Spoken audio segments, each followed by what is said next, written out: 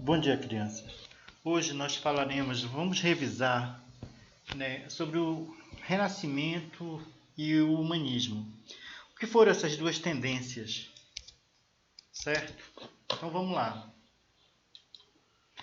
O Renascimento ele foi um movimento cultural que nasceu na Itália no século XIV e ele vai, se estender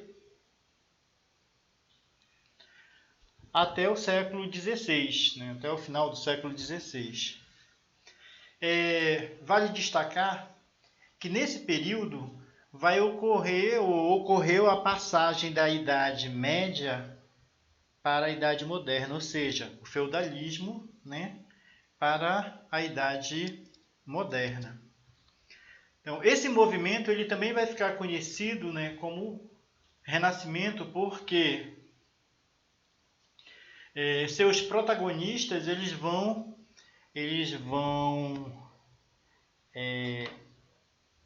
recriar as ideias da cultura greco-romana, E por quê? Por que renascimento? Porque vai renascer um novo mundo, Novas formas de pensar, novas formas de agir, enfim. E esse movimento, ele vai estar relacionado com o fortalecimento da burguesia nas cidades medievais. Nós sabemos, de aulas anteriores, que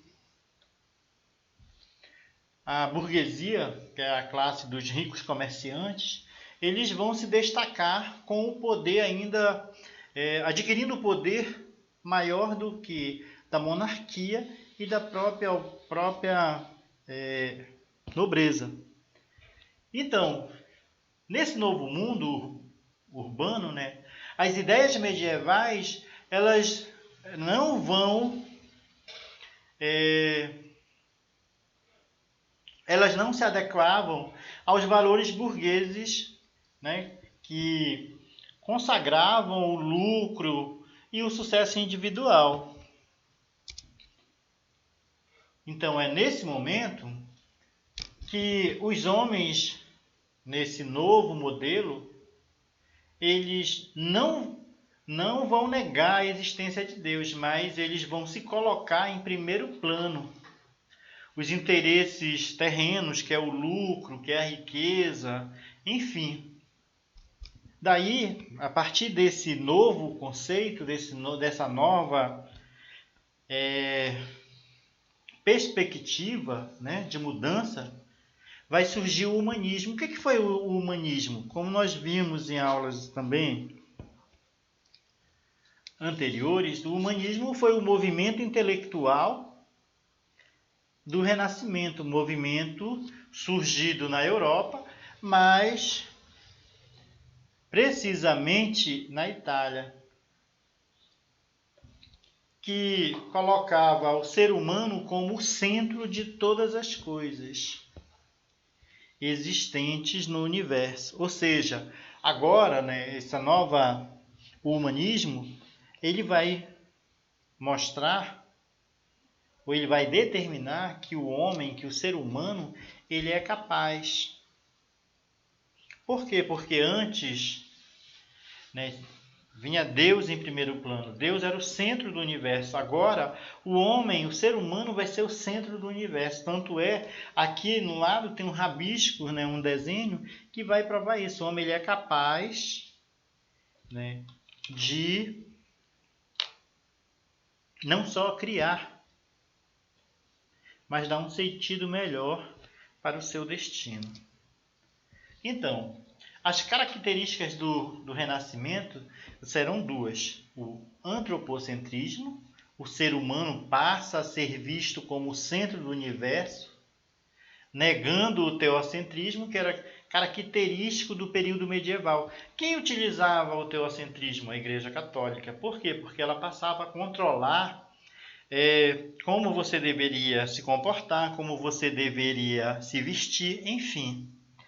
Na verdade, no teocentrismo, a Igreja Católica ela ditava como o ser humano deveria se portar. Então, aí nós vamos ter o teocentrismo, que é Deus colocado no centro do universo, tudo acontecia segundo a vontade de Deus, isso, né, diante da Igreja Católica, e após isso, né, após o Renascimento, após o surgimento do humanismo, vai surgir também o quê? O antropocentrismo, que é o ser humano estar no centro do universo. Como eu falei para vocês, o homem ele vai ser capaz de provar cientificamente determinados fenômenos que antes era dito que usava-se a fé, os dogmas da igreja, né, no teocentrismo. Pois bem, o Renascimento ele vai estar dividido, assim como o humanismo, no individualismo, que é a valorização da capacidade da criação e o espírito de competição, no racionalismo, ou autonomia da razão, que é a sobreposição da ciência, experimentalismo sobre a fé, ou seja, o dogma. Aquilo que eu falei para vocês é o uso da razão. O homem agora ele é capaz de provar racionalmente que um determinado fenômeno científico, um fenômeno natural, ele acontece, ele é capaz de provar, porque cientificamente, experimentalmente, ele vai provar isso. Mas antigamente, com o uso do teocentrismo, isso era dito que aquilo só acontecia por conta da vontade de Deus, pela fé, pelos dogmas, enfim. Um outro fator, o naturalismo. Vai surgir o quê? A preocupação em retratar fielmente os homens e os animais nas artes. Tal fato vai levar maior conhecimento do corpo humano. Logo, como é que eu passo a conhecer o corpo humano? A partir da anatomia. E o que é a anatomia? O estudo do corpo humano. Eu conseguir projetar na tela as articulações, os mínimos detalhes. Aqui nós temos um quadro e por trás do quadro nós temos a escultura de Davi, de Michelangelo, né? Michelangelo, perdão. E nós temos também o Renascimento de Vênus, né? De Botticelli, onde é retratado essa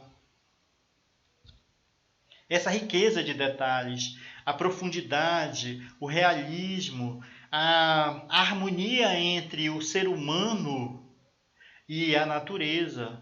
O nu, o que está no quadro O Nascimento de Vênus? Expressa o nu, a nudez, a beleza da nudez, né? Mas uma beleza não aquela beleza pornográfica, a beleza mesmo da nudez e os mínimos detalhes. Vocês vão ver que as modelos elas estão um pouco gordinha. Por quê? Porque esse era o padrão da época. Hoje você vê que o padrão é aquela modelo que ela tísica, seca, chapada, como eles falam. Esse é o padrão de hoje, certo? Mas aí na pintura, o padrão era as mulheres serem um pouco mais cheinhas, terem um pouco mais de corpo. Pois bem, e o heliocentrismo? Aí entra duas teorias, né? O heliocentrismo, o Sol visto como centro do universo, né?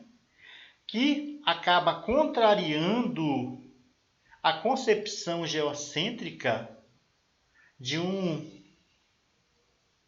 pesquisador que no século II o Ptolomeu, ele vai definir, né, que o geocentrismo,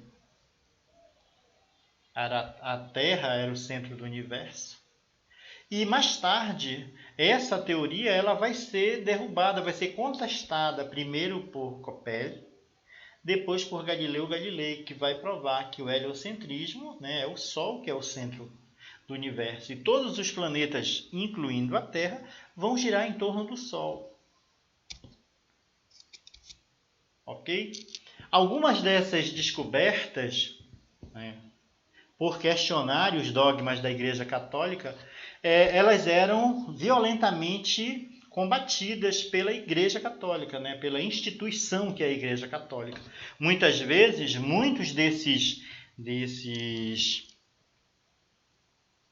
cientistas, astrônomos, pesquisadores, eles, por não negarem a sua teoria, que é de encontro à teoria da Igreja Católica, eles eram condenados à fogueira, à morte. Se fosse a fogueira, fosse por tortura, enfim, mas eles eram condenados à morte.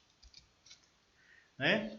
Agora, um dos fatores, né, que vai ajudar na divulgação das ideias foi a criação da imprensa de João Gutenberg, na Alemanha.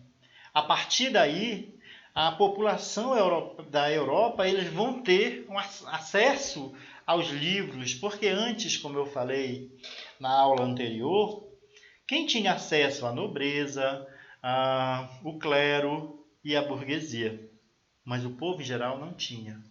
E isso vai se confirmar, né, a partir das 95 teses, né, Lutero ele já defendia isso. Por quê? Porque antes a Igreja Católica ela ditava as regras.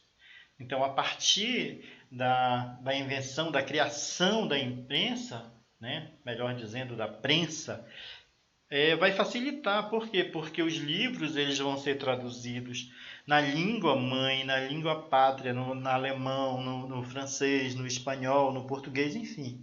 E isso vai dar acesso a outras pessoas terem acesso ao livro, à cultura, ao conhecimento. Também, nesse período, vai ocorrer o surgimento de novas ciências, né? Fato impulsionado também pelo movimento das grandes navegações. Ora, o Renascimento ele vai se dar também a partir dos portos das cidades italianas, quando os europeus eles vão ter contato com o Oriente Médio, com os árabes. É a partir daí que vai começar esse processo de transformação, primeiro na questão gastronômica, com novos sabores, na questão da arte, enfim, eles vão trazer, principalmente, né, de Constantinopla, a arte que estava oculta, que estava escondida, que era aquele pensamento cultural greco-romano, o estilo de arte, de pintura, enfim. Né? A arte no Renascimento. Quem nós vamos ter, né? O que foi a prática a prática do mercenato ou os mercenas? Quem eram eles? Eles eram ricos comerciantes que patrocinavam, né, os patrocinadores das artes, os burgueses, os príncipes, os papas, enfim, eles patrocinavam, eles contratavam, eles financiavam artistas e esses artistas eles recriavam, né, as obras greco-romanas. E aí foi a partir daí que vai ter um impulso muito grande, né, melhor dizendo, em todo esse conhecimento que foi o Renascimento, que vai começar na Itália, né, no século XIV, e vai se expandir por todo o continente europeu.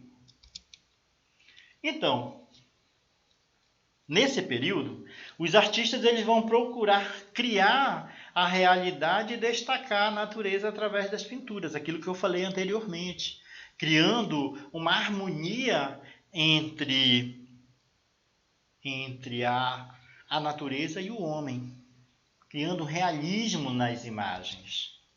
E aí eu destaco aqui para vocês, né, a produção, que no caso é o Renascimento em outros países. Aí eu tenho aqui na França, né, Rabelais, na literatura. Também nos Países Baixos nós vamos ter Erasmo de Roterdã. Na Inglaterra nós vamos ter Thomas More e destaque para William Shakespeare com a sua obra Romeu e Julieta, né? A literatura crítica social, o teatro, a poesia. Na Espanha nós vamos ter Miguel de Cervantes, né? Com a sua obra Dom Quixote, né? Um romance. E em Portugal nós vamos ter Luís de Camões, Fernando Pinto, enfim, muitos outros. Na Alemanha, nós vamos ter de destaque Albert Dürer, né? E, enfim, e a partir daí, também nós vamos ter os mestres da pintura e da escultura. Nós vamos ter Van Eyck, teremos também Leonardo da Vinci, Sandro Botticelli, Rafael, Michelangelo, enfim. Bom, crianças, eu espero ter contribuído com vocês, reavivado o que eu já havia dito nas outras aulas. Eu quero que todos tenham um bom dia. Não se esqueçam, eu estou aguardando vocês na plataforma para eu acompanhar o passo a passo de vocês, ok? Bom dia.